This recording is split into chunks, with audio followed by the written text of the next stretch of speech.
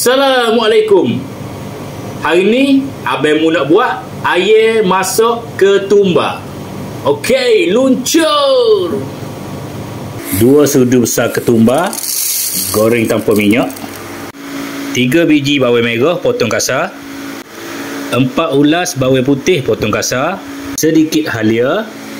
5 tangkai cili padi potong serong.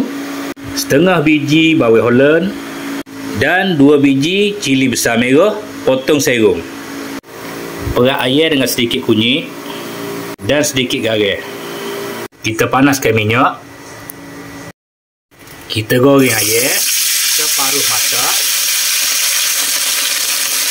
Tumbuk bawang merah, bawang putih, halia.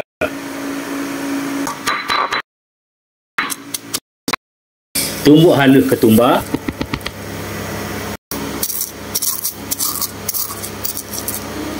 Mula-mula panaskan minyak dulu. Tumis bahan tumbuk.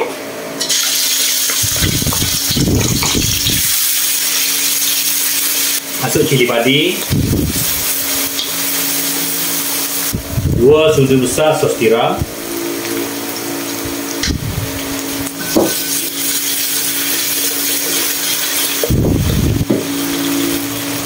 Masuk air.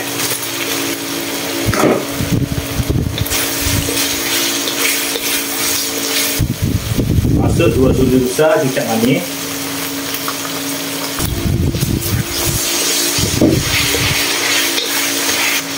Masuk serbuk ketumbar. Serbuk ketumbar kita masuk separuh dulu. Masuk 1 cawan air. Masuk lagi lebih serbuk ketumbar tadi. Masuk potongan lada merah untuk hiasan dan juga lada Holland.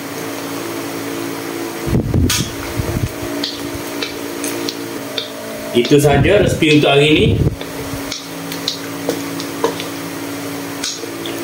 Siap kita punya air masak ketumbar. Resipi sangat mudah dan simple. Inilah hasil kejadian dia. Terima kasih kepada yang menonton. Assalamualaikum.